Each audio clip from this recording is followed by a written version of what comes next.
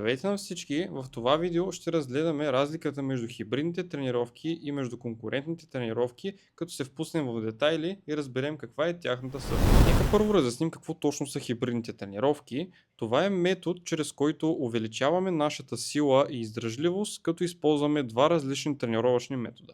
Доста хибридни атлети използват комбинация от тренировъчни стилове, за да могат да се подобрят до всеки един стил. Често хибридните тренировки се бъркат с конкурентните, но те не са едно и също нещо. И двата стила се състоят в това да натрупате сила и издръжливост, но имат ключова разлика, която ще разгледаме точно сега. От друга страна, конкурентните тренировки са метод, по който се използва една тренировъчна система, за да се подобри друга или да е в полза на друга. Мога да дам за пример спринтьорите, които изпълняват много тежки тренировки за долна част, за да може после да им е в полза при бягането. Хибридните тренировки от своя страна са фокусирани върху това да се подобрим в две тренировъчни системи едновременно.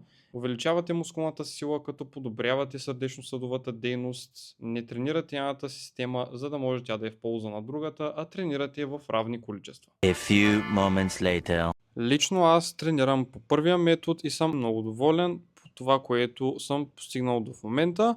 За всеки естествено е индивидуално и би било различно, но трябва да намерите какво най-добре работи за вас и да го имплементирате във вашето ежедневие. Нека направим едно сравнение, например при нормалните тренировки, които са само с един тренировъчен метод и с втория вид тренировки, които са центрирани в два различни тренировъчни метода.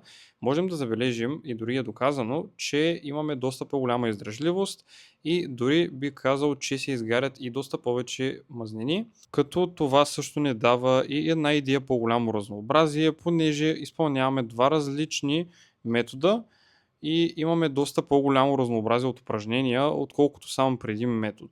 Например, когато сте на фитнес, там сте ограничени единствено до уредите, с които разполага конкретната зала, доколкото ако изпълнявате два различни метода, в случая имате разнообразието на лостовете и калистениката, като го комбинирате с разнообразието в фитнеса. Комбинирайки тези два метода, вие таргетирате мускулите по доста различни начини и по доста разнообразни начини, което от своя страна ще ви подобри доста в единия и в другия метод.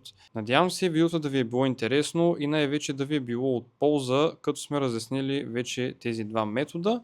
И ако имате още допълнителни въпроси, ще се радвам да отговоря на тях в коментарите. Ще се радвам да се абонирате и да харесате видеото и ще се видим в следващото видео.